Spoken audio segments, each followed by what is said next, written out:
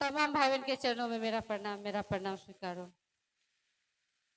देखिए दीदी, बड़े सौभाग्य की बात है कि आज माँ की गोद में, मतलब यहाँ भगवती का मंदिर है, माँ के आंचल के छांव में बैठ के हम आप सभी भाई बहन अपने गुरु शिव की बात कर रहे हैं, सुन और समझ रहे हैं। इतना भीषण गर्मी में भी हम आप अपने घर की तमाम सुख सुविधा को छोड़ के अपने गुरु की चर्चा में आए हैं, अपने गुरु शिव की बात सुनने के लिए और समझने के लिए आए हैं। लेकिन तने सोचिए कि हम आए हैं किस लिए।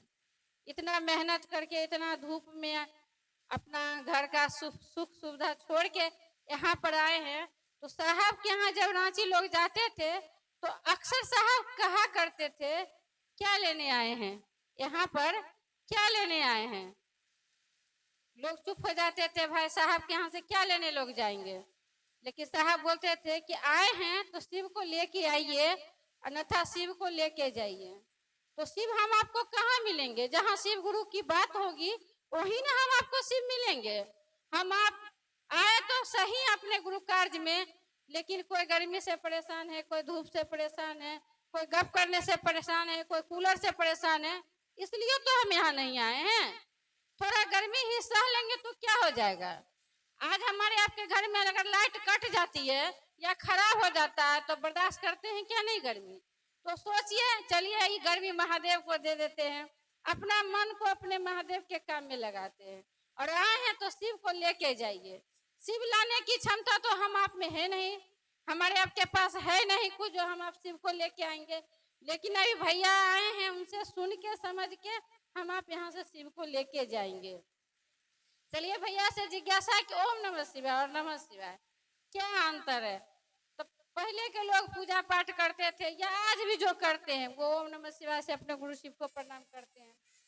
हम लोग भी किया करते थे पहले, जब महादेव जीवन में नहीं थे तब किया करते थे। लेकिन जब शिव को गुरु बना है, साहब ने लिखे हैं कि ओम जो होता है ये मतलब कहते हैं ना सम्मानजनक एक सूची, एक मंत्र है। ओम अपने आप में एक मंत्र है और ओम मतलब भगवान के रूप में आप जिसमें भी लगा दीजिए वो मंत्र बन जाता है। आप गणेश जी को कहते प्रणाम करते हैं तो ओम गणेशाय नमः कहते हैं, या लक्ष्मी जी को प्रणाम करते हैं, जो देवी देवता है उसमें ओम लगा दीजिए, उनको प्रणाम हो जाएगा। या भगवान के रूप में महादेव को भी प्रणाम ओम नमः शिवाय से लोग करते हैं। लेकिन साहब कहते हैं ये ओम बहुत दूर ओम नमः शिवाय करने में हमारा आपका प्रणाम वहां तक पहुंचेगा या नहीं पहुंचेगा पता नहीं। लेकिन साहब कहे हैं कि जब आपका बाबूजी नजदीक में रहेगा तब क्या उनको बोलिएगा कि प्रणाम, मतलब क्या कहते पूजनीय प्रणाम बाबूजी, तो नहीं कर सकते। भले मेरा आपका पिताजी दूर में है, मेरे आपके रिश्तेदार दूर में है, तो उनको चिट्ठी लिखते हैं तब उसमें पहले जो लिखा जाता था तो उसमें लिखा जाता पूजनीय माता जी या पूजनीय पिताजी या पूजनीय जो भी रिश्तेदार रहते, पूजनीय उसमें लगाते थे क्योंकि वो हमारे आपके दूर में है। लेकिन वही माँ वही पिताजी आज हमारे आपके पास है, करीब है, तो उनको डायरेक्ट कहते माँ जी प्रणाम या मम्मी प्रणाम या पापा प्रणाम या पिताजी प्रणाम, डायरेक्ट प्रणाम, क्योंकि मेरे समीप है, मेरे नजदीक है। उसी तरह साहब जो महादेव दूर थे, हम आपसे जीवन से क्या, हम आपके कहते सोच से भी परे थे महादेव, बहुत दूर। उस महादेव को साहब ने हमने आपके जीवन में केवल गुरु ही नहीं बनाए, अपना गुरु बनाए। अभी भैया लोग कह रहे थे कि वो मतलब विश्व गुरु हैं, भले सबके लिए विश्व गुरु होंगे लेकिन वो मेरे लिए मेरे गुरु हैं, क्योंकि साहब ने उनको मेरे करीब लाए हैं। कहते हैं ना आप किताब शिष्यानुभूति की बात लोग कर रहे थे, वो शिष्यानुभूति में ही लिखा है गुरु स्वयं अपने शिष्य की तलाश करते हैं। आज हम अपने दम पे यहाँ इतना गर्मी में नहीं आए, कहीं न कहीं उस महादेव की दया है, कहीं न कहीं साहब दीदी माँ ने मेरे हाथ को पकड़ के यहाँ लाए हैं, तब जाके दीदी हम आए हैं। इसीलिए दीदी वो हम आपको बहुत करीब साहब ला दिए हैं गुरु शिव को, इसलिए गुरु मेरे नजदीक है, हमको जैसे मन वैसे प्रणाम करेंगे।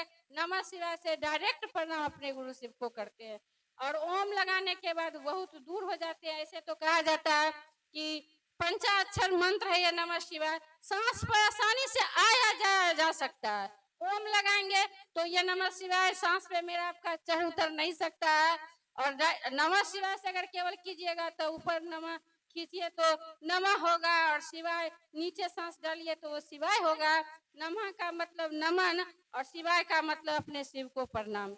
इसलिए दीदी हम आपको एकदम शुभम एकदम सहज रास्ता मिला है। अपने गुरु को प्रणाम करिए, अपने गुरु से दया मांगिए। और अभी दीदी लोग एक दिवारात्रि का मतलब ये नहीं होता है कि रात में केवल किया जाए, 24 घंटा के अंदर उसको एक दिवारात्रि कहा जाता है। साहब ने लिखे हैं कि एक दिवारात्रि नमः शिवाय से अपने गुरु शिव को प्रणाम कीजिए, तो आपको दिन और रात जब आपको मौका मिले एकदम इजी है आपके लिए। जैसे आप हैं वैसे अपने गुरु शिव को प्रणाम कीजिए। गुरु आपका है, आपके और गुरु के बीच में कुछ भी नहीं है। साहब ने कहे हैं ना, आओ चले शिव की ओर, वो तो बस हम आप केवल चलने का प्रयास कीजिए। कहाँ जाएंगे वो तो समय बताएगा। देखते ही देखते कहाँ से कहाँ हम आप निकल गए हैं और निकल जाएंगे और मंजिल मिल ही जाएगी। गुरु शिव के पास हम आप पहुंच ही जाएंगे। इसलिए दीदी हम आप सौभाग्यशाली हैं कि मेरे गुरु शिव हुए। दुनिया में कुछ मिले या नहीं मिले, गुरु मिल गया, इससे बढ़ के कुछ नहीं है मेरे आपके लिए, इससे बढ़ के कुछ नहीं है। इसलिए अपने गुरु को सहज के रखिए, संजोग के रखिए, मन को इतना बलशाली बना लीजिए, इतना मजबूत बना लीजिए कि कुछ भी हो मेरा हाथ मेरे गुरु कभी नहीं छोड़े। मेरा हाथ भले हमसे छूट जाए, क्योंकि हम आप लौकिक जगत में हैं, बस दुख जैसे ही थोड़ा आता है तो मन विचलित हो जाता है। लेकिन गुरु जब हाथ पकड़ लेंगे दीदी तो मेरा आपका हाथ कभी नहीं छूटेगा। एक छोटी सी कहानी भैया लोग कहते हैं, एक गुरु और थे और एक शिष्य था। दोनों नाव पर जा रहे थे कहीं नदी में, नाव पलट गया, मतलब नाव पलट गया, नदी में गिर गया। और जब शिष्य और डूबने लगे, जब शिष्य डूब रहे थे तब गुरुजी बोल रहे थे कि रे बाबू मेरा हाथ पकड़ लो, मेरा हाथ पकड़ लो, तुम पार हो जाओगे। और वो जो चेला था मतलब शिष्य था, जैसे हम आप पकड़वे नहीं कर रहे थे, हम साहब बोल रहे हैं कि बाबू पकड़ लो मेरा हाथ, और वो हम लोग पकड़िए नहीं रहे हैं साहब का हाथ। लेकिन जब जब लड़का डूबने लगा, जैसे कि हम आप डूबने लगे, तब गुरु को बर्दाश्त नहीं हुआ कि अब ये डूब जाएगा, तो झट से उनका हाथ वो पकड़ लिए और नदी से बाहर कर दिए। तब बाहर जब आया तो बोल रहे गुरुजी कि बाबू तुमको बोल रहे थे मेरा हाथ पकड़ो, मेरा हाथ पकड़ो, तो क्यों नहीं पकड़ा मेरा हाथ, अभी डूब जाता है। तब मतलब हम लोग के शिष्य बोले कि साहब अगर हम अपना हाथ से पकड़ते आपका हाथ तो मेरा हाथ तो कमजोर है, पानी का एक झोंका आता और छूट जाता और हम पानी में बहा जाते। लेकिन साहब मुझे इतना विश्वास था कि आप मेरे हाथ को पकड़िएगा तो कभी नहीं छूटेगा। इसीलिए मेरा आपका हाथ साहब पकड़े, माँ भगवती पकड़े, मेरे गुरु शिव पकड़े। इसके लिए अपने गुरु से दया मांगिए, अपने गुरु की बात कीजिए और अपने गुरु को नमः शिवाय से प्रणाम कीजिए। चलिए यही वाणी के साथ मैं अपने गुरु शिव, अपने साहब और दीदी माँ को अभी के चरणों में विराम देती हूँ। आप सभी भाई बहन के चरणों में मेरा प्रणाम।